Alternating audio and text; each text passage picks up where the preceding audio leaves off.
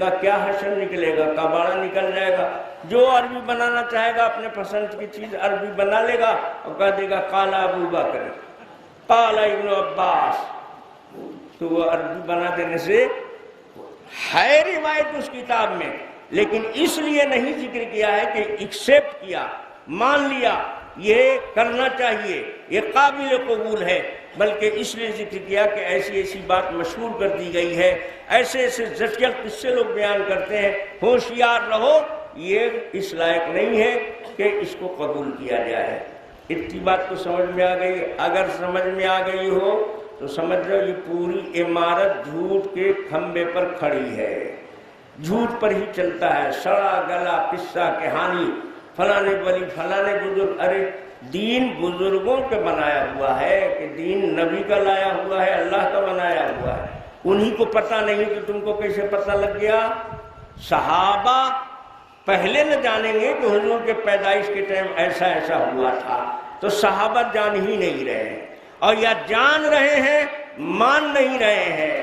تو صحابہ کا نہ ماننا یہ اس بات کی دلیل ہے کہ یہ نہ ماننے کے لائق چیز ہے، یہ ماننے کے لائق چیز ہی نہیں ہے۔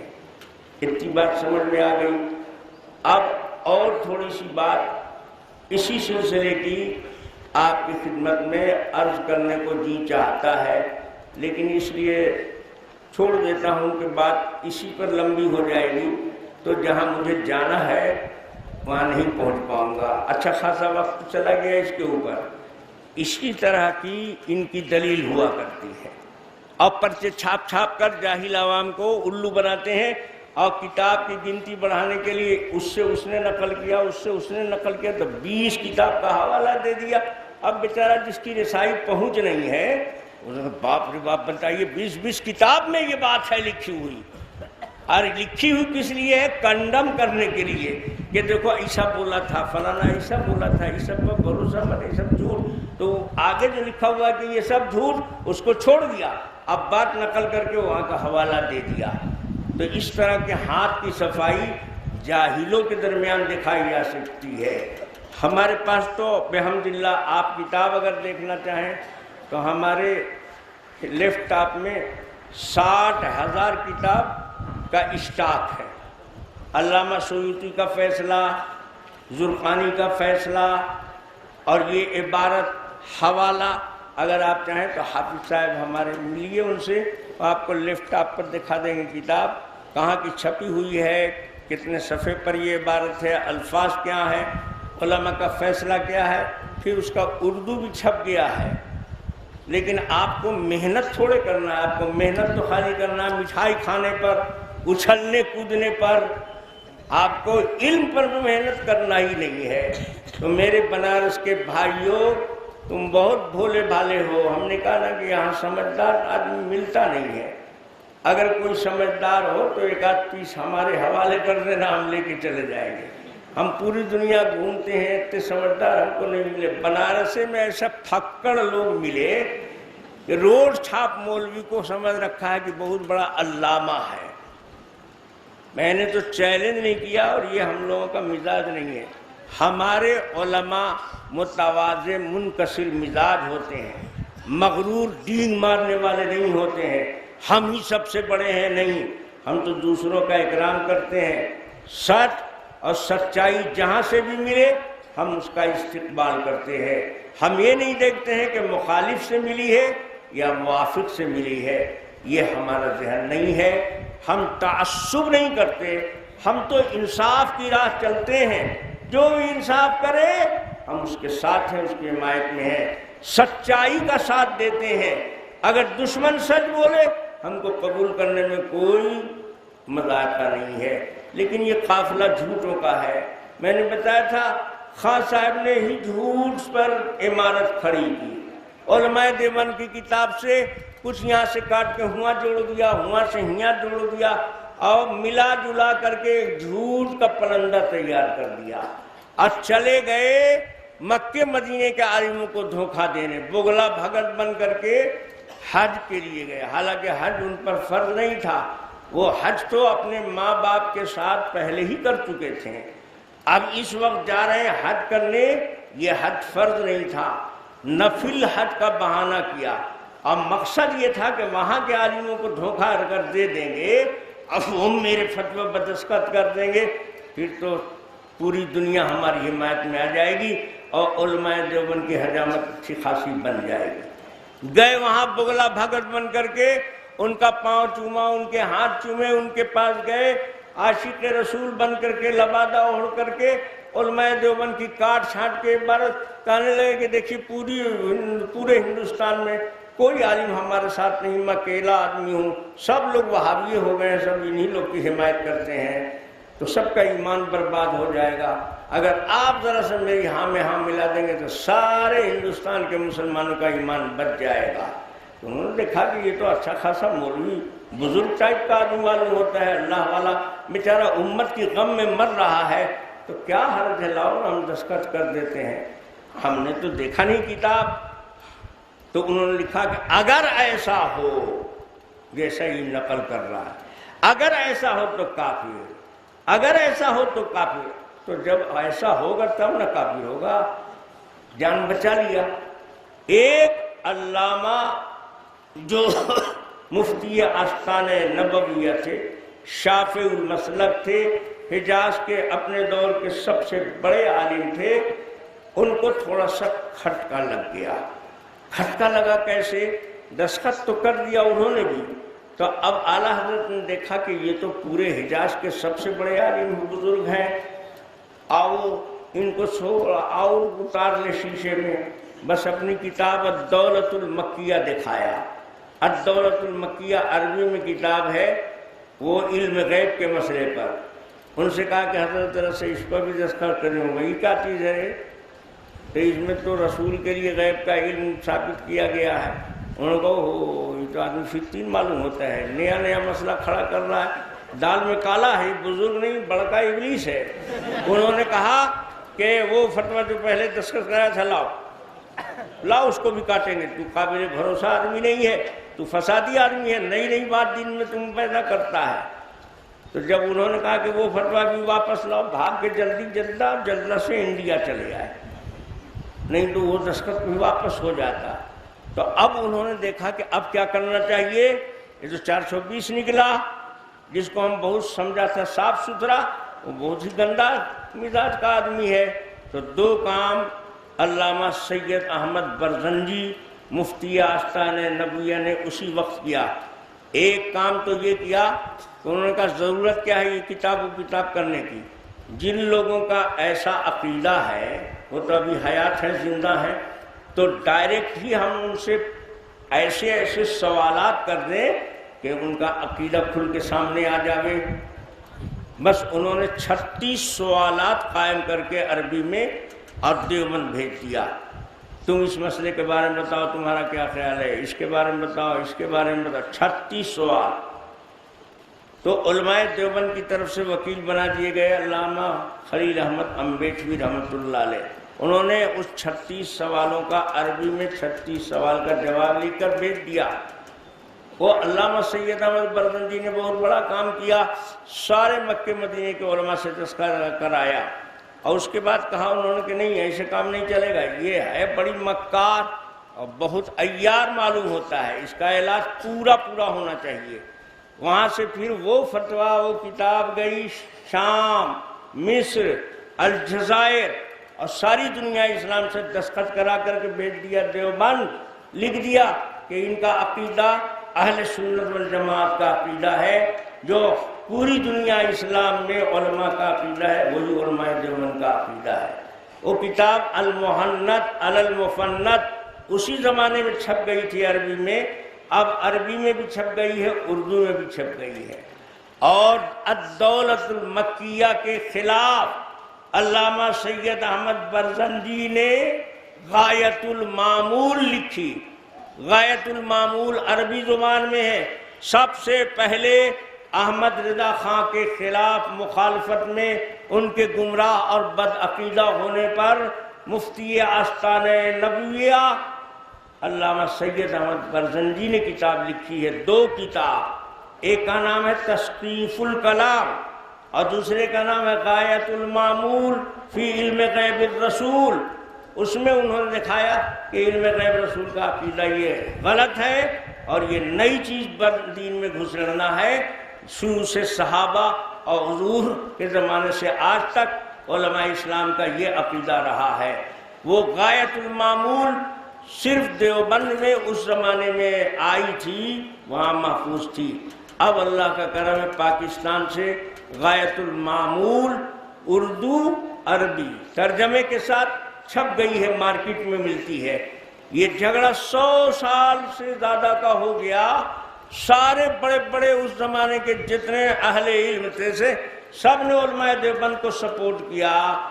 علی گڑھ مسلم یونیورسٹی نے سپورٹ کیا علماء دیوبند کو، ندوۃ العلماء نے سپورٹ کیا دیوبند کو، امارت شریعہ نے دیوبند کو سپورٹ کیا، مکہ مدینے کے عالموں نے بھی فتوے اپنے اس کے خلاف دیے اور ان کو مکار اور فتین قرار دیا۔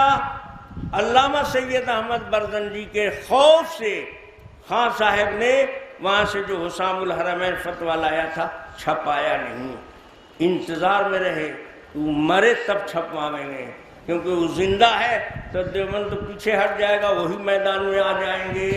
تو فتویٰ لایا وہ 1323 میں، اور چھپا کب؟ جب علامہ سید احمد برزنجی کا انتقال ہو گیا 1326 میں حسام الحرمین چلی۔ اب وہی فتویٰ پہلے والا جو کنڈم کر دیا، اسی کو اسٹیج سے یہ مولوی لوگ دکھاتے تھے کہ ہمارے اعلیٰ حضرت تھوڑی کافر کہتے ہیں صرف اکیلے، مکہ مدینے کے لوگوں نے بھی کافر کہا۔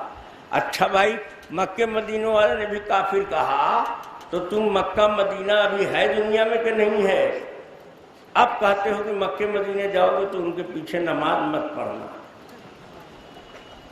حج کرنے جاؤ ہی مت، کیونکہ وہاں وہابیوں نجدیوں کی حکومت ہے۔ التواء الحجہ باقاعدہ عبد المصطفیٰ احمد رضا خان کے لڑکے نے کتاب لکھا، تمہارے پاس نہیں ہوگی، میرے پاس ان کا سب کچا چٹھا ہے، جو ان کے پاس نہیں ہے وہ میرے پاس بھی ہے، میرے پاس ہے۔ ان کے مولوی بھی وہی سب کتاب دیکھتے ہیں جو پبلک کو بھڑکانے والی، عوام کو گمراہ کرنے والی ہے اور ان کو دکھانے والی ہے کہ بہت بڑے علامہ ہیں، لیکن ہم ان کے گھر کی ایک ایک چیز جانتے ہیں، جو ان کے پاس نہیں ہے وہ بھی میرے پاس ہے، اور جتنا ان کے پاس ہے اس سے زیادہ میرے پاس ہے۔ ابھی اگر وہ کچا چٹھا کھولیں تو پوری رات اسی کہانی کے سننے میں ختم ہو جائے گی۔ بتاؤ کتنا بڑا دھوکہ دیا کہ یہ دیوبندی لوگ قبہ بنانا مزار پر ناجائز بولتے ہیں، ہم بریلوی لوگ جائز بولتے ہیں، پہلے سے ہم ہیں، یہ دیوبندی نیا ہے، گویا نیا یہ ہے، ہم پرانے ہیں۔ کیوں؟ 700 سال پہلے گنبد خضرا بنا گیا روضہ اقدس پر، تو روضہ اقدس پر گنبد کس نے بنایا ہوگا؟ دیوبندی نے بنایا ہوگا، وہ تو حرام کہتا ہے۔ اہل حدیث نے بنایا ہوگا، وہ تو حرام کہتا ہے۔ ظاہر ہے کہ بریلوی نے بنایا ہوگا، تو ہم 700 برس سے ہیں، اور یہ حرام کہنے والا بعد میں آیا۔ خواجہ اجمیری کے مزار پر دیکھ لو گنبد بنا ہوا ہے، مقبرہ بنا ہوا ہے، خواجہ بختیار کاکی کے مزار پر بنا، فلانے پر بنا، فلانے پر، تو ہم تھے نا اس زمانے میں، ای حرام کہنے والے بنائے ہیں، تو حرام کہنے والا تو بنایا نہیں، معلوم ہے کہ حرام کہنے والا بعد میں ہے اور جائز بتانا۔ ہمارا فتویٰ پہلے سے ملتا ہے۔ واہ، کھودا پہاڑ اور نکلا چوہیا۔ اب ہمارے بیچارے مولوی سیدھے سادھے لوگ آج کل، آج کے دور میں سیدھا کہتے ہیں بیوقوف کو، بیوقوف اور نیک میں اب کوئی فرق نہیں رہ گیا ہے۔ ڈکشنری میں اس کی جگہ وہ، اس کی جگہ وہ چل رہا ہے۔ کہ بکلول ٹائپ کے مولوی ہیں، نصاب بھر کتاب پڑھا، نہ تاریخ پڑھی، نہ آگے نہ پیچھے، نہ اپنا ان کو مسلک معلوم، نہ دوسروں کو معلوم، ایسے سوچ رہے کہ بہت بڑی دلیل لے آیا پہاڑ، بھلا آپ کیسے جواب ہوگا؟ ایسے چٹکی میں اڑ جاتا ہے۔ ایسے ایسے لوگ مناظرے کے میدان میں آنے والے نہیں ہیں۔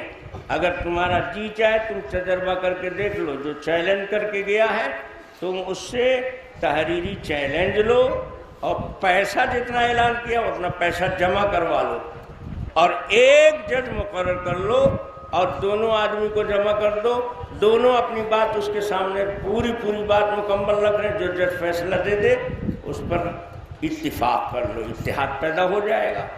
اب سنو، جناب رسول اللہ صلی اللہ علیہ وسلم کے روض اقدس پر گنبد خضرا بنا 700 سال پہلے۔ اب بتاؤ کہ یہ کون صدی چل رہی ہے؟ 1500 میں سے 7 نکال دو، کتنا بچا؟ اوہ، اتنا بھی حساب پورے بنارس میں کوئی نہیں سمجھتا ہے۔ 15 میں سے 7 نکال دو، باقی بچا 8۔ 8 زیادہ ہے کہ 7؟ میرا خیال ہے کہ 7 زیادہ ہے، اور ایک صاحب بول بھی رہے ہیں کہ 7 زیادہ ہے۔ 8 زیادہ ہے۔ 700 سال سے تم ہو، اور 700 سال سے پہلے 800 سال تک گنبد نہیں بنایا صحابہ نے، تابعین نے، چاروں اماموں نے، چاروں اولیاء اللہ نے بنایا؟ نہیں بنایا۔ ہم نہیں والے ہیں تو ہم پہلے سے ہیں کہ تم پہلے سے ہو؟ تم تو 800 سال بعد میں آئے ہو بیٹا، اپنے کہہ رہے ہو کہ ہم 800 سال پہلے، تو پہلے سے ہم ہیں، پیدا تم نئے ہوئے نا، یہی تو ہم کہتے ہیں کہ یہ نیا فرقہ ہے، یہ اہل سنت والجماعت میں نہیں ہے۔ اہل سنت والجماعت صحابہ کے زمانے سے ہیں۔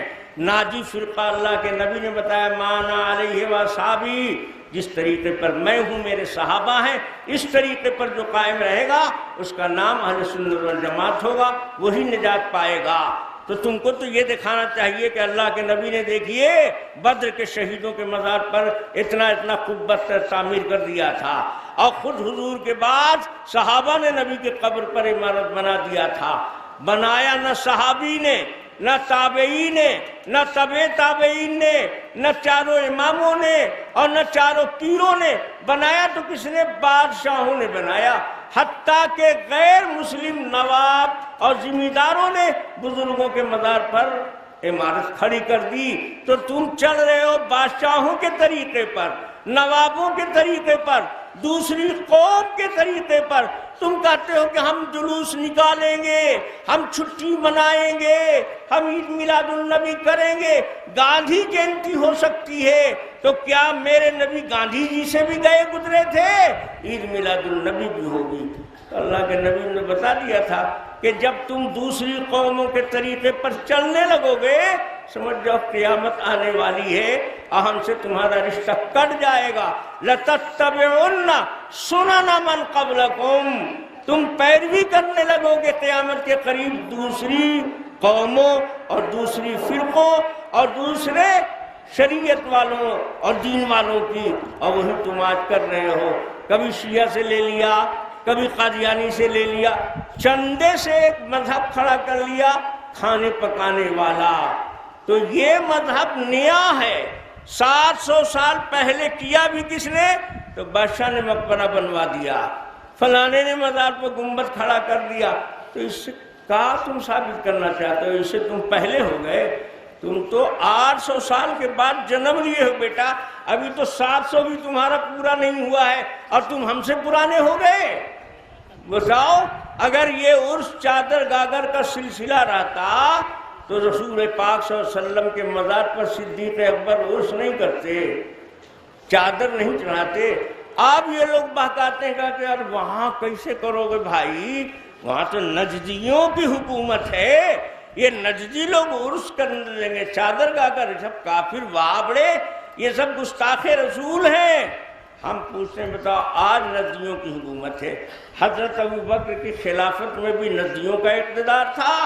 حضرت ابوبکر کی صدیقی خلافت کے زمانے میں کسی مزار پر عرس دکھا دو، چادر گاگر دکھا دو، مقبرہ دکھا دو۔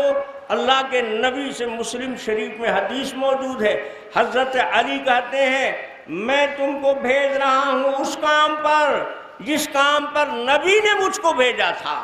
کون کام پر؟ جتنی اونچی قبریں ہیں ان کو مسمار کرو اور قبر کی مٹی سے جتنی اونچائی ہو سکتی ہو اتنے پر لا کر چھوڑ دو۔ مجھ کو اللہ کے نبی نے اسی کے لیے بحال کیا تھا، بھیجا تھا۔ بتاؤ، اللہ کے نبی سے یہ طریقہ ثابت ہے جو ہمارا ہے، تمہارا تو ثابت نہیں ہے۔ اور گنبد خضرا کو مثال میں پیش کرنا یہ اعلیٰ درجے کے جاہل آدمی کا کام ہے، وہ بھی 1 نمبر کا جاہل ہے۔ گنبد خضرا کو مثال کیسے بنا سکتے ہیں؟ وہاں مزار کس کا ہے؟ بولو، اللہ کے حبیب صلی اللہ علیہ وسلم۔ حضور پاک صلی اللہ علیہ وسلم کا قبر پہلے سے تھا وہاں کہ وہ کمرہ پہلے سے تھا؟ قبر کے بعد کمرہ بنا ہے۔ اتنا بھی جاہل کو معلوم نہیں ہے کہ رسول اللہ صلی اللہ علیہ وسلم کے جب انتقال ہو گیا تو صحابہ بیٹھے مشورہ کرنے کہ حضور کو دفن کہاں کیا جائے، تو کچھ صحابہ بولے کہ حضور کو دفن کرنا چاہیے مکہ مکرمہ میں، کیونکہ حضور کا وطن اصلی کہاں تھا؟ مکہ، تو سارے خاندان کے لوگ تو مکہ میں دفن، تو آدمی کو اس کے کنبے خاندان کے قریب دفن کرنا چاہیے، اس لیے لے چلو مکہ مکرمہ۔ دوسرے صحابہ کہنے لگے کہ مکہ مکرمہ کیسے لے جاؤ گے؟ وہاں تو آپ کے خاندان کا ابو لہب ابو جہل ہے، تو انہی لوگ کے پاس لے جاؤ گے دفن کرنے؟ آپ کے خاندان کے لوگ جو مسلمان ہوئے وہ تو چلے گئے، جو کافر رہ گئے وہ وہاں دفن ہوئے، مرتے دم تک کفر پر اڑے رہے، تو آپ کے خاندان کے لوگ کافر، آپ کا آپ کیا رشتہ ہے؟ اس لیے رسول اللہ صلی اللہ علیہ وسلم جب مدینہ تشریف لائے تھے تو یہاں کا قبرستان بقیع غرقد کہلاتا تھا، حضور نے اس کا نام تبدیل کیا، اس کا نام رکھا جنت البقیع۔ تو جنت البقیع حضور پاک صلی اللہ علیہ وسلم کو بہت پسند تھا، آپ نے اپنی صاحبزادی کا انتقال ہوا وہاں دفن کیا۔ حضرت ابراہیم جو حضور کے صاحبزادے تھے ان کا انتقال وہاں دفن کیا، اور حضور رات کو بھی کبھی کبھی اٹھ کر اس قبرستان میں چلے جاتے تھے، ثواب پہنچانے کے لیے، کچھ پڑھنے کے لیے وہاں چلے جاتے تھے۔ تو یہ آپ کا پسندیدہ قبرستان ہے، اس لیے یہاں دفن کرنا چاہیے۔ کچھ صحابہ کہنے لگے کہ نہیں، رسول پاک صلی اللہ علیہ وسلم تو نبی ہیں، تو آپ کی برادری تو انبیاء کی برادری ہے، اس لیے زیادہ پیغمبروں کا جہاں مزار ہے وہاں آپ کو دفن کرنا چاہیے، بیت المقدس لے چلنا چاہیے۔ کچھ صحابہ کہنے لگے کہ حضور کے ممبر کے بارے میں آتا ہے کہ یہ کوثر کے اوپر ہوگا قیامت میں، تو حضور کو ممبر کے پاس دفن کرنا چاہیے۔ ابھی مشورہ چل رہا تھا اور صدیق اکبر مجلس میں موجود نہیں تھے، یہ بات چل ہی رہی تھی، کوئی فیصلہ نہیں ہو پایا تھا کہ صدیق اکبر آ گئے۔ صدیق اکبر نے پوچھا کیا مشورہ ہو رہا ہے؟ صحابہ نے کہا ہم لوگ یہ مشورہ کر رہے ہیں۔ تو صدیق اکبر نے کہا کہ نہیں، یہ کام مشورے والا نہیں ہے، اس کے بارے میں تو رسول پاک صلی اللہ علیہ وسلم ہم کو بتا کر گئے ہیں۔ ایک دن اللہ کے نبی نے بتایا تھا کہ نبی کا جنازہ منتقل نہیں کیا جاتا ہے، جہاں انتقال ہوتا ہے وہیں ان کی قبر تیار ہوتی ہے۔ اب صدیق اکبر نے جب یہ کہا تو حضرت علی کھڑے ہو گئے، انہوں نے کہا کہ ہاں یہ بات حضور نے کہی تھی، اور جس مجلس میں کہی تھی یہ بات حضور نے، میں بھی موجود تھا، میرے ذہن سے نکل گیا تھا، ابو بکر نے یاد دلایا، صحیح ہے، یہ بات حضور نے بتائی تھی۔ حضرت عباس کھڑے ہو گئے، انہوں نے کہا میں بھی گواہی دیتا ہوں یہ بات اللہ کے نبی نے۔ اب جب اللہ کے نبی نے فیصلہ کر دیا ہے تو اس سے کون اختلاف کرے؟ سارے صحابہ کا اجماع ہو گیا کہ رسول پاک صلی اللہ علیہ وسلم کو جہاں انتقال ہوا ہے وہیں دفن کیا جائے گا۔ چارپائی کو تھوڑا ہٹا دیا گیا، اور چارپائی جہاں جس تخت پر انتقال ہوا تھا اسی کے نیچے حضرت عائشہ کے کمرے میں قبر کھودی گئی۔ تو قبر پر عمارت نہیں بنی ہے، اس گدھے کو یہ بھی پتہ نہیں ہے، عمارت قبر پر بنانا ناجائز ہے، اور یہاں تو قبر پر عمارت بنائی ہی نہیں گئی، عمارت پہلے سے تھی۔ اب جو بھی اس کے بعد بن رہا ہے حضرت عائشہ کے حجرے کی تجدید ہے، وہ قبر پر تعمیر نہیں ہے۔ تو علم ہوگا جب نہ سمجھیں گے۔ آج کے جتنے لوگ حج کرنے جاتے ہیں ان سے پوچھئے کہ آپ گئے تھے تو آپ نے رسول اللہ صلی اللہ علیہ وسلم اور صدیق اکبر و فاروق اعظم کے مزار پر چادر دیکھا چڑھا ہوا؟ تو ذرا چالاک مولوی ہوتا ہے تو کہہ دیتا ہے کہ وہاں تو وہابی نجدی لوگ ہیں۔ ارے بھائی، نجدیوں کی حکومت تو 100 سال سے ہے، حضرت ابو بکر کے زمانے میں تو ان کی حکومت نہیں تھی، 1000 سال نجدیوں کا اقتدار نہیں ہوا، تو اس زمانے میں تو یہ رواج ہونا چاہیے تھا وہاں، وہ رواج وہاں نہیں تھا، کبھی نہیں تھا، آج بھی نہیں ہے۔ اب بعض بیوقوف کہتے ہیں کہ ہاں ہم جھانک کر دیکھا تو حضور کے مزار پر ہرا چادر تھا۔ بتاؤ، حج کر کے آیا اب کھڑا جھوٹ بول رہا ہے۔ یہ پورا قافلہ جھوٹوں کا ہے، جھوٹ پر پوری عمارت تیار ہوئی ہے۔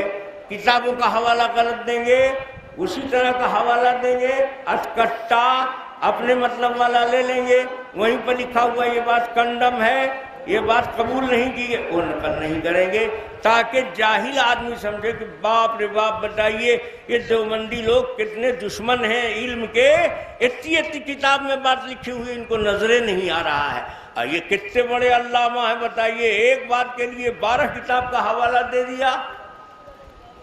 اب اس کا انجام کیا ہے، نتیجہ حقیقت کیا ہے؟ وہ سب جھوٹ کا پرندہ ہے، صرف دھوکہ ہی دھوکہ سر سے پاؤں تک ہے۔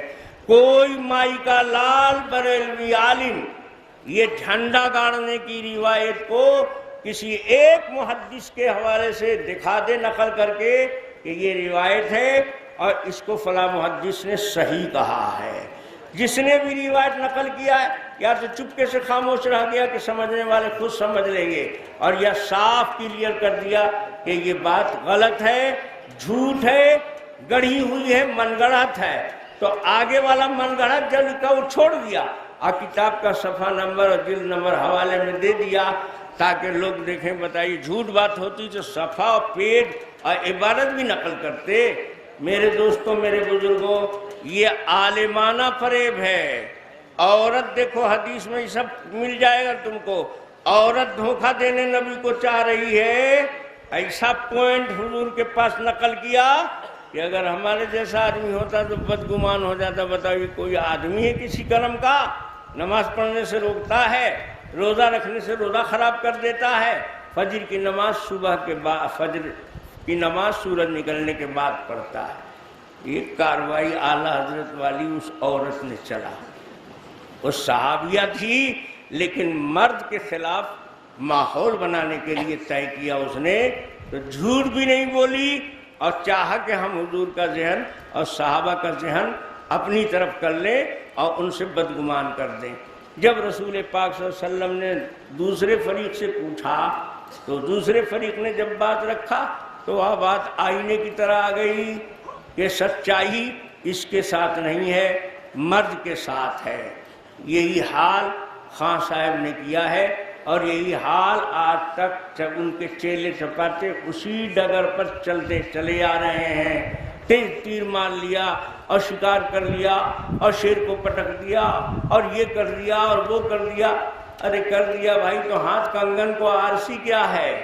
تم کو کیوں ڈر لگتا ہے ہم سے؟ اور کسی مولوی سے اتنا ڈر نہیں لگتا ہے۔ کسی کا نام لو ان کا وضو نہیں ٹوٹے گا، لیکن میرا نام لے لو غسل تک خراب ہو جائے گا۔ بتاؤ ایسا مرا ہوا آدمی، بتاؤ ایسے مرے ہوئے آدمی سے ڈر کیوں لگ رہا ہے؟ ڈر اسی لیے لگ رہا ہے کہ ان کی رسائی جہاں ہے، جس کتاب سے جہاں سے یہ لیتے ہیں، ہم پکڑ کے دکھاتے ہیں یہ جھوٹ، یہ غلط، اس میں اتنا ملا دیا تم نے، اس کو نقل کیا گیا تھا رد کرنے کے لیے۔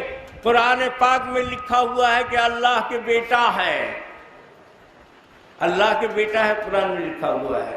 ارے بھائی تو قرآن میں لکھا ہوا ہے تو یہ عیسائیوں کے قول کو نقل کیا ہے قرآن نے کہ مسلمان کو عقیدہ بتایا ہے۔ عیسائیوں نے کہا کہ عیسیٰ ابن اللہ ہے، تو عیسیٰ ابن اللہ، عیسیٰ اللہ کے بیٹے ہیں، قرآن میں دکھا دیں گے تو نکلیے جائے گا قرآن میں۔ تو یہ قرآن نے عقیدہ دیا ہے کہ اس عقیدے والے کو گمراہ کرنے کے لیے ان کی بات نقل کیا ہے۔ اسی طریقے سے علامہ سیوطی نے، حافظ زرقانی نے اور دیگر علماء نے اس روایت کو اس کو کنڈم کرنے کے لیے نقل کیا ہے اور وہاں کنڈم کر بھی دیا ہے۔ اور تھوڑی سی عقل ہو تو ہم کہیں گے کہ تم نے بھی کنڈم کر دیا، تم نے بھی کیوں کنڈم کر دیا؟ وہاں لکھا ہوا اعلام بیض، فرشتے لے کر آئے تھے سفید جھنڈا، اور تم لگاتے ہو۔ اس روایت پہ تمہارا عمل ہوا، اور تم تو اتنے چوپٹ ہو کہ تمہارے گرو جی نے جس بات کو کنڈم کر دیا، کھیل کود تماشے کی ہوس میں اس کو بھی تم نے ایکسپٹ کر لیا۔ ہم پورے چیلنج کے ساتھ کہتے ہیں مولوی احمد رضا خان صاحب جب تک زندہ رہے بریلی میں کوئی جلوس 12 ربیع الاول کا نہیں نکالا، کوئی جھنڈیاں نہیں لگائی گئیں بریلی میں، کیونکہ خان صاحب بھی جانتے تھے یہ سب زٹیل بات ہم کریں گے تو ہمارا نام بڑے مولویوں میں ہے، ہم تو گھٹیا میں بھی نہیں رہیں گے۔ تو بتاؤ وہ بھی وہابی نہ تھے، دشمن رسولی تھے۔ ہم کو کہتے ہیں کہ سب لوگ بریلوی تھے، یہ دیوبندی نہیں آ گیا۔ مرزا عابد حسین، سید عابد حسین میں مدرسہ دیوبند میں کھولا تو وہ بریلوی تھے، مولانا قاسم نانوتوی نے قبضہ کر لیا۔ یعنی جھوٹ بھی بولتا ہے آدمی تو ایک دم سفید جھوٹ تو نہ بولے، کم سے کم کچھ رنگ برنگ ملا دے اس میں، جھوٹ کے ساتھ کچھ لیکن خالص جھوٹ۔ مولانا قاسم نانوتوی قبضہ کرنے گئے، اب مولانا عابد حسین کا قبضہ تھا تو دونوں میں جھڑپ ہوئی ہوگی، انبن کچھ تو ہوا ہوگا نا۔ ایک لفظ دکھا دو تم مولانا سید عابد حسین کا مولانا قاسم نانوتوی کے خلاف تو ہم سمجھے کہ دونوں میں اختلاف تھا۔ وہ بریلوی اگر ہوتے تو سب سے پہلے مولانا قاسم نانوتوی کو وہی نہ کافر کہتے کہ ان کے ساتھ مل کے کام کرتے، جو قیام کر لیا وہ بریلوی ہو گیا۔ واہ رے عقل، جب تک علماء دیوبند کو کافر نہ کہے بریلوی نہیں ہوتا ہے، بدعتی صرف ہوتا ہے۔ بدعت کوئی بھی کر سکتا ہے، بدعت جاہل آدمی کر رہا ہے، باپ دادا سے چلا آ رہا ہے، کر رہا ہے۔ ہم ان کو صرف اتنا ہی کہتے ہیں کہ تم نے کلمہ پڑھا ہے لا الہ الا اللہ محمد الرسول اللہ، تم کلمہ پڑھو لا الہ الا اللہ باپ دادا رسول اللہ، لا الہ الا اللہ میرا علاقہ رسول اللہ، لا الہ الا اللہ میری برادری رسول اللہ۔ تم جاہل آدمی ہو، اقرار کیا ہے نبی کو نمونہ بنائیں گے اور دلیل میں پیش کر رہا کہ ہوتا آ رہا ہے، پہلے سے چلا رہا ہے، کہو جو پہلے سے چلا رہا ہے وہ رسول اللہ۔ تو وہ بیچارہ جاہل گوار ہے، اس کو کیا کہیں سمجھانا، تو اصل ان کو سمجھانا ہے کہ تم انہی کے پیشوا ہو، جاہلوں کے امام بن رہے ہو، تم جاہلوں کو دھوکہ دو۔ کتاب کا نام اس دنیا میں تم کہاں چلے آئے؟ اس دنیا کی مد کے تم آدمی نہیں ہو، جیسے جیسے ادھر بڑھو گے ٹھوکر کھاؤ گے، کھائی میں گر جاؤ گے۔ ایک نوجوان نے ایک مولوی کو بڑی بری طرح پھنسایا، اس مولوی نے اس کو سمجھایا کہ دیکھ تم دیوبندیوں میں شادی بیاہ مت کرنا، تم دیوبندیوں سے بات چیت مت کرو، تبلیغی جماعت والے اگر مسجد میں آ جائیں تو 3 بار 7 بار مسجد دھلو، کتا گھس جائے تو ایک کے بار سے صاف ہو جائے گا۔ یہ بڑیا بستر لے کے ایمان بگاڑو سب پھرتے ہیں، ان کے سلام کا جواب مت دو نہیں تو نکاح ٹوٹ جائے گا۔ تو اس نوجوان نے کہا کہ مولوی صاحب نکاح آپ ہی لوگ نہ پڑھاتے ہیں، ہم لوگ نکاح جو بھی پڑھواتے ہیں تو کسی مولوی حافظ قاری امام ہی سے پڑھواتے ہیں، ماسٹر ڈاکٹر انجینئر سے تو نکاح نہیں پڑھواتے۔ تو نکاح جب آپ ہی لوگ پڑھاتے ہیں اور سلام کا جواب دیتے ہی پھس سے اڑ جاتا ہے تو اتنا پھسا نکاح کیوں پڑھاتے ہیں؟ اس نوجوان نے کہا کہ جب اتنا جلدی پھک سے اڑ جاتا ہے نکاح تو نکاح پڑھایا بہت کمزور، بھگ سے اڑ گیا، سلام کیا نہ کہ ٹوٹ گیا نکاح، جواب دیا نہ کہ نکاح ٹوٹ گیا، ہاتھ ملایا نکاح ٹوٹ گیا۔ تو یہ پھسپھسوا نکاح آپ لوگ کیوں پڑھاتے ہیں؟ پیسہ پورا لے لیتے ہیں۔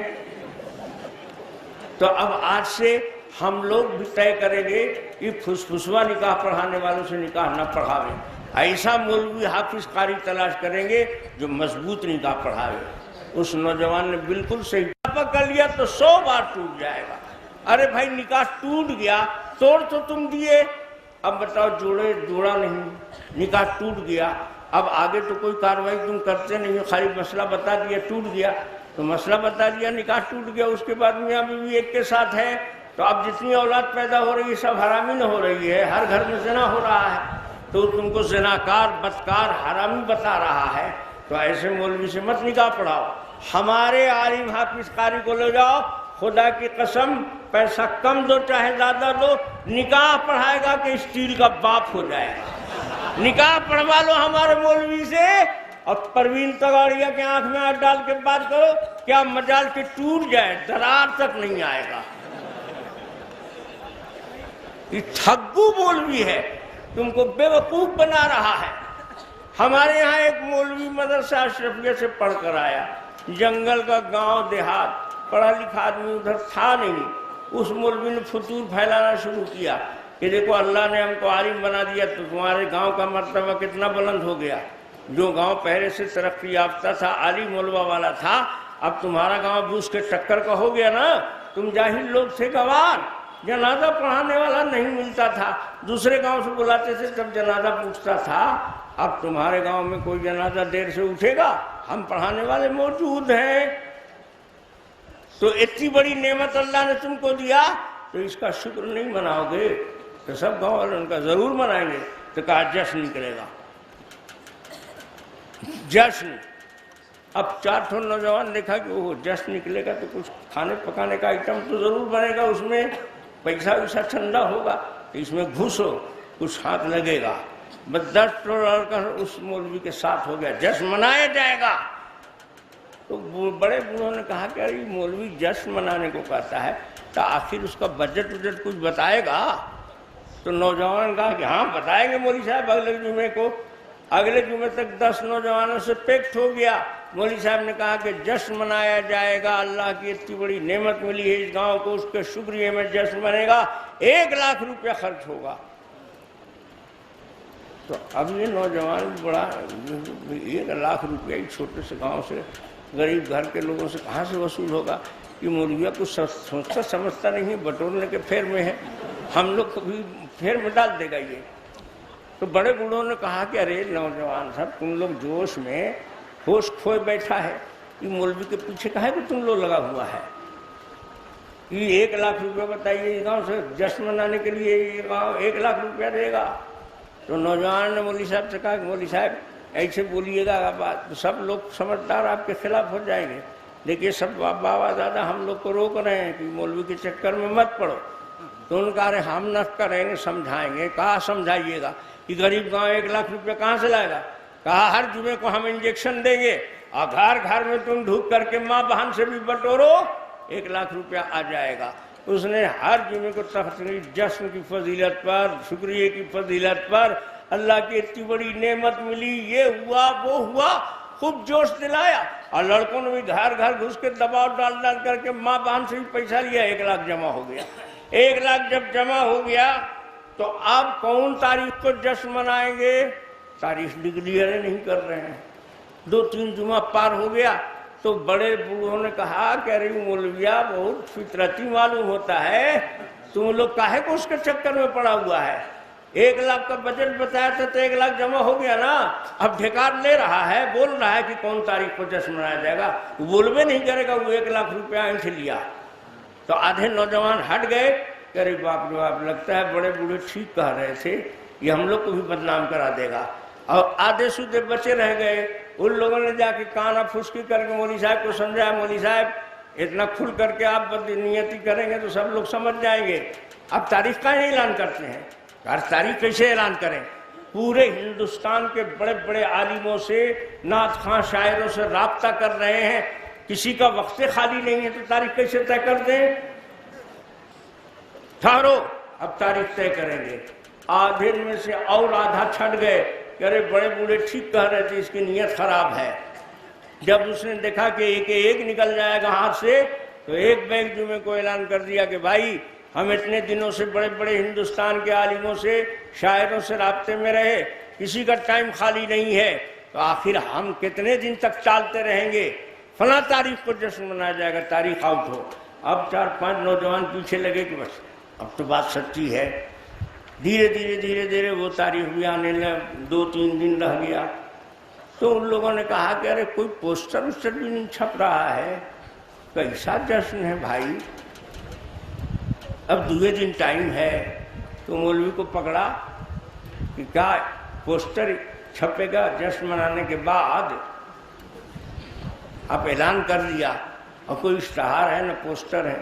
تو اس نے کہا کہ پوسٹر کی کیا ضرورت ہے، باہر سے تو کوئی عالم آ نہیں رہا ہے، ارے ہم ہی کو نہ جشن منانا ہے، تو ہم تو مقامی ہیں یہاں کے، تو پوسٹر کا چھپوانا ہے، ہم کو تو سب جانتے ہی ہیں۔ پوسٹر تو جو نیل ہو گیا۔ اب بڑے بوڑھے کہنے لگے کہ یہی مولوی جشن منائے گا، یہی مولوی چندہ کیا ہے، 1 لاکھ کا بجٹ ہے، تو اس کا مطلب لاکھوں روپیہ یہی اینٹ کے رکھ لے گا، ابھی بھی تو سمجھو۔ تو نوجوان لوگ کا نہیں بھائی مولوی آدمی ایسا نہیں کرے گا، کارے کر دیا، اب تم کرے گا کہ پھر میں ہو، کل ہے نا تاریخ ہے۔ تو جب کل ہو گئی، صبح ہو گئی، تو لوگوں نے کہا حضور اب کب؟ کہا ہاں آج اعلان کروائیں گے، پوسٹر تو نہیں، مائک سے علاقے میں اعلان کروا دیں گے، کیونکہ ہم ہی کو بیان کرنا ہے، جشن منانا ہے۔ تو اس دن اعلان کروا دیا آس پاس اڑوس پڑوس کے گاؤں میں کہ بھئی آج رات کے وقت جشن منایا جائے گا، اس خوشی میں کہ اس گاؤں میں ایک عالم دین پیدا ہو گئے ہیں، اللہ کی رحمت آ گئی ہے، اتنی بڑی نعمت مل گئی ہے۔ تو اڑوس پڑوس کے لوگ سب جمع ہو گئے۔ اب مولوی صاحب کھڑے ہوئے، خطبہ پڑھا، اس کے بعد کہا کہ عجیب دور آ گیا ہے، آج کل بھیڑیے انسان کے لباس میں پھر رہے ہیں، شکل صورت بنا لیں گے مولوی جیسی، کرتا پجامہ پہن لیں گے، داڑھی رکھ لیں گے، نماز کے نام پر ایمان لوٹ رہے ہیں۔ ان وہابڑوں سے ہوشیار رہو، ایمان بچاؤ، ان سے سلام مصافحہ بند کرو، ان کو اپنے بستی میں مت آنے دو۔ تو ایک سامنے 70 برس کا بوڑھا بیٹھا ہوا تھا، اس نے کہا اے مولوی، یہی فلانا کافر اس کا نکاح یہی سب پڑھ کے آیا ہے، کچھ قرآن حدیث کی بات بتاوے گا کہ خالی یہی سب بکے گا؟ تو مولوی نے کہا یہ چچا آپ بڑے بزرگ ہیں، ہمارے باپ دادا کی عمر کے ہیں، آپ کو ہم کیا کہیں، آپ عالم کی بات نہیں سمجھتے ہیں، ہم دین ایمان بچانے کے لیے ترکیب بتا رہے ہیں، یہ سب قرآن حدیث ہے۔ بڑھوا بیٹھ گیا کہ بھائی جب کہہ رہا ہے کہ قرآن حدیث ہے تو بیٹھ، تھوڑی دیر بیٹھ کر کے سنا، تو پھر یہ دہرانے لگے کہ اگر کوئی تبلیغی کے یہاں رشتہ کرے گا نکاح نہیں ہوگا، کتے کو دے دینا صحیح ہے اور دیوبندی کو لڑکی دینا یہ غلط ہے، سب حرامی اولاد ہوگی، شادی بیاہ بند کرو، سلام کلام بند کرو، تبلیغی جماعت والے آجم مار کے باہر نکال دو گاؤں کے، اور مسجد کو 7 بار دھلو، اور دیکھو دیوبندی اگر نکاح پڑھا دے گا تو نکاح نہیں ہوگا۔ بس پھر بوڑھوا کھڑا ہو گیا، اے مولوی پھر تم وہی سنانے لگا، وہ کافر وہ وہابی، یہ نکاح ٹوٹ گیا، اس کا ایمان خراب، ارے کچھ اللہ رسول کی بات بھی سنائے گا۔ تو اب کی بار مولوی صاحب کو جلال آ گیا کہ بوڑھوا بار بار ڈسٹرب کرتا ہے، تو کہا کہ اے جاہل گوار دیہاتی، بیٹھ، عالم سے بات کرتا ہے، حجت کرتا ہے، کٹ حجت، بیٹھ۔ بوڑھوا کو بھی آ گیا جلال، اس کو جلال آ گیا تو اس نے کہا کہ مولوی صاحب تھوڑا دیر تم بھی بیٹھو، ہم بھی بیٹھتے ہیں۔ مولوی نے کہا کیا کرے گا، بیٹھ جاتے ہیں، بیٹھ تم بھی بیٹھ، کہا کہ ہم بھی بیٹھ جاتے ہیں۔ اور دیکھا مجمع کے کنارے ایک بڈھا بیٹھا تھا اسی کی عمر کا، اس کو اشارہ کیا بھائی صاحب ادھر آئیے۔ وہ بڑا سوچنے لگا کہ لگتا ہے مولویہ سے لڑنے کا ارادہ رکھتا ہے، ہم کو مدد کے لیے بلا رہا ہے۔ تو وہ بول رہا ہے کہ تم کرو اپنا کام کرو، ہماری کیا ضرورت ہے، یہاں سنیے تو یہاں کہا سنیے، مولوی صاحب کی سن رہے ہیں دور سے، وہی برداشت نہیں ہو رہا، نزدیک جائیں گے تو اور گڑبڑ ہو جائے گا۔ انہوں نے کہا سنیے آپ کو ہم کو دوسرے کام سے بلا رہے ہیں۔ چلا آیا، کہا کیا بات ہے، کس لیے بلایا؟ تو اس نے کہا کہ دیکھیے ہم نے اس لیے بلایا ہے کہ اس گاؤں میں تو کوئی عالم علماء نہیں تھے پہلے سے، دوسرے جگہ سے لوگ بلائے جاتے تھے ہر کام میں، تو یہ مولوی کا جو باپ تھا اس کی شادی ہوئی تھی تو نکاح پڑھانے کے لیے فلانے مولانا فلاں جگہ سے بلائے گئے تھے۔ کہا کہ ہاں، کہا نکاح ہوا تھا تو ہم اور تم 2 ہی گواہ تھے؟ تو بڑھوا کہا کہ ہاں اس میں کیا شک ہے، کہ مولویہ کے باپ کا نکاح ہوا تھا تو ہم تم گواہ تھے، تو کیا ہوا؟ کہا سوچو ہم اور تم اس کے باپ کے نکاح میں گواہ تھے، باپ اس کا مر گیا اب نہیں ہے، لیکن ہم دونوں گواہ تو زندہ ہیں۔ ابھی مولوی کہتا ہے کہ دیوبندی نکاح پڑھا دے گا تو نکاح نہیں ہوگا، اولاد حرامی ہوگی، تو ایمانداری سے بتاؤ مولانا جو نکاح پڑھانے آئے تھے وہ قاسمی تھے، دیوبند سے پڑھے ہوئے، اس کے باپ کا نکاح پڑھا ہے، ہم دونوں کا وہاں بتاؤ اس کے باپ کا نکاح ہوا؟ یہ کیا ہوا؟ تو سارا مجمع پیچھے سے کہنے لگا حرامی ہوا۔ اب وہ مولوی تو خاصا چکر میں پڑ گیا مسئلہ بتا کر کے۔ ایمانداری سے بتاؤ تمہارے باپ دادا پہلے مرتے تھے دفن ہوتے تھے کہ نہیں؟ فجر کی نماز جماعت سے پڑھی جاتی تھی، جمعہ پڑھا جاتا تھا جماعت سے۔ خواجہ معین الدین چشتی اجمیری فجر نہیں پڑھتے تھے، جمعہ نہیں پڑھتے تھے۔ خواجہ نظام الدین اولیاء پڑھتے نہیں تھے جمعہ جماعت۔ یہ جمعہ جماعت شروع سے چلا آ رہا ہے حضور کے زمانے سے۔ کسی نے فجر کے بعد لاکھوں لاکھ سلام سپلائی کیا؟ ایمانداری سے بتاؤ، دکھاؤ تاریخ اٹھا کر کے کہ خواجہ نظام الدین اولیاء کے خانقاہ میں جمعے کی نماز کے بعد لاکھوں لاکھ سپلائی ہوتا تھا۔ خواجہ معین الدین چشتی اجمیری لاکھوں لاکھ، تو لاکھوں لاکھ سپلائی کرنے والے نئے ہیں، اور جتنے پرانے ہیں نہیں ہوتا تھا، نہیں کرتے تھے۔ خواجہ ہم نہیں کرتے ہیں، غوث نہیں کرتے تھے، ہم نہیں کرتے ہیں، خواجہ فرید الدین نہیں کرتے تھے، ہم نہیں کرتے ہیں۔ تو ان سارے اولیاء کا دامن میرے ہاتھ میں ہے کہ تمہارے ہاتھ میں؟ تم قوم کو الو بنا رہے ہو، دامن نہیں چھوڑیں گے۔ ارے پکڑا پہلے جاتا ہے، پہلے والا مسئلہ گول کر دیا، اب بڑا چالاک بنا، نہیں چھوڑیں گے، نہیں چھوڑیں گے۔ پکڑا ہے یہ، نہیں تو چھوڑو گے کون چیز؟ خاک پر تھا۔ دو نوجوان لڑ رہے تھے روڈ پر، ایک کہہ رہا تھا کہ ایسے نو مت بولو، اس طرح سے بات نہیں، یہ ٹھیک بات نہیں ہے۔ دوسرا کہا تھا ہم چھوڑ بھی نہیں کریں گے، کسی حال میں نہیں چھوڑیں گے۔ اب ایک بزرگ جا رہے تھے، دونوں نے ان کو روک لیا، پوچھا کہ حضور ہم دونوں آدمی میں جھگڑا ہو گیا ایک مسئلے میں، آپ فیصلہ کر دیجیے۔ کائے میں جھگڑا ہوا؟ کہا یہ جھگڑا ہوا، یہ کہتا ہے کہ ہم بیوی کو نہیں چھوڑیں گے، کسی حال میں طلاق نہیں دیں گے۔ ہم اس کو سمجھا رہے ہیں کہ ایسے مت بولو، ایسے بولنا ٹھیک نہیں ہے، تم کو حق نہیں ہے اس طرح کا بولنے کا۔ تو بزرگ کہیں کہ یہ کوئی مسئلہ جھگڑے والا ہے، اس میں کہا ہم کو کیا کرنا؟ کہا آپ کو فیصلہ کرنا ہے۔ کہا اچھا چلو کر دیتے ہیں۔ چلے آئے، پوچھا اس سے تم ایسے کیوں بولتا ہے کہ نہیں چھوڑیں گے؟ کہا ہم اب بولتے ہیں، ابھی بھی بولا ہے، اب بولتے بھی رہیں گے اور آگے بھی بولیں گے، اس کے لیے ہم کو جہنم میں بھی جانا پڑے تو ہم بولیں گے۔ تو بزرگ بڑے چکر میں پڑ گئے، بڑا جدی ہٹدار آدمی ہے بھائی۔ کہا بولے گا؟ کہاں بولیں گے؟ کہا اچھا تیری شادی ہو گئی ہے؟ کہا شادی نہیں ہوئی۔ کہا شادی نہیں ہوئی تو کس کو طلاق؟ دھمکی کس کو دے رہا ہے؟ کہا اس کی بیوی کو۔ کہا ارے اچھا الو بنایا، اس کی بیوی۔ تم کون بولنے والا کہ طلاق نہیں دیں گے؟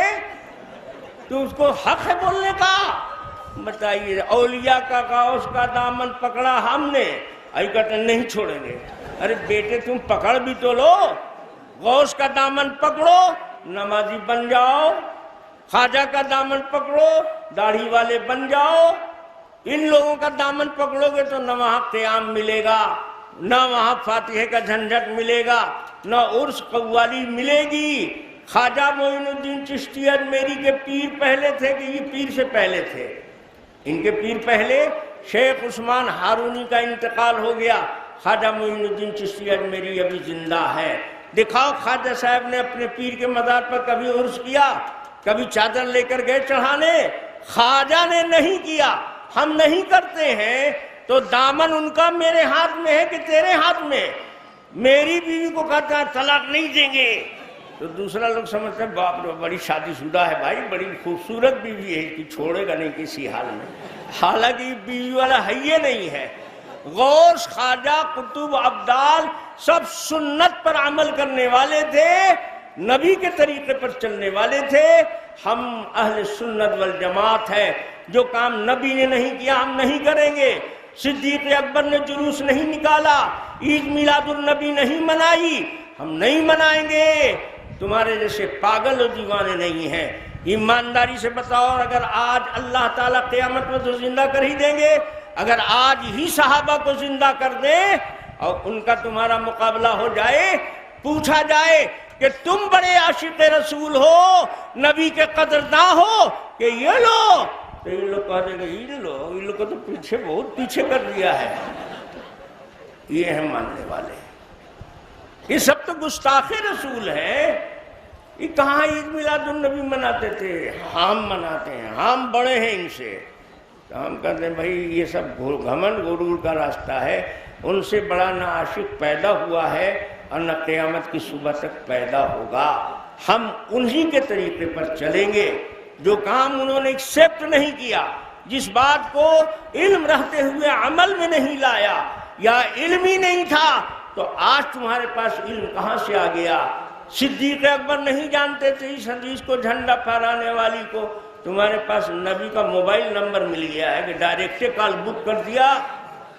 کوئی بات کرنے سے پہلے ہر چیز کو سمجھنا چاہیے. میرا خیال ہے بات بہت ساری سمجھ میں آپ کی آ گئی ہے. ایک طرفہ ہرگز سن کر کے ذہن اپنا مت بنائیے. دونوں طرف کی بات مکمل سنیے، اس کے بعد ملائیے. اللہ پاک نے کان ایک دیا ہے کہ دو؟ ٹو کے دیکھ لو، دو دیا ہے.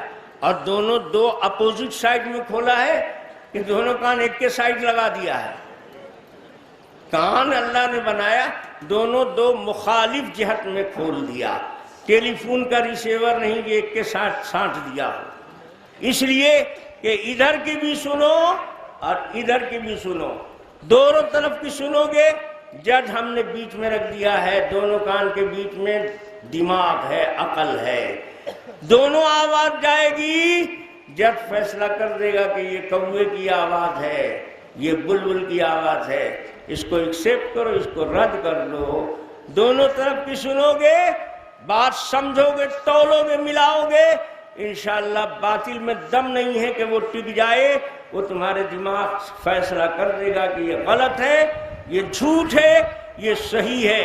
یہ کہتے ہیں نہیں ایک طرف کی سنو خالی ہماری، ادھر والا بند کرو، ٹھونسو اس میں کاغ بند. ارے بھائی ایسے کرو گے تو بیچارہ جب دونوں طرف کی سمجھے ہی گا نہیں تو فیصلہ کیسے کرے گا؟ کہ نہیں فیصلہ تو کر لے گا. آج کل تو فیصلہ وہابی بڑھ رہے ہیں، بیچارے پریشان ہیں، وہابی دیوبندی سب بڑھ رہے ہیں. ارے جیسے جیسے علم شعور آگے بڑھ رہا ہے، دونوں طرف کی سن رہے ہیں، دونوں طرف کی کتابیں پڑھ رہے ہیں، دونوں طرف کی دلیلیں ملا رہے ہیں، سچ جھوٹ سمجھ میں آنے لگے گا تو ظاہر بات ہے کہ کدھر جائیں گے؟ ادھر نہ جائیں گے تو ادھر جائیں گے. اب ہمیشہ ہم بڑھتے ہی رہیں گے اور تم ہر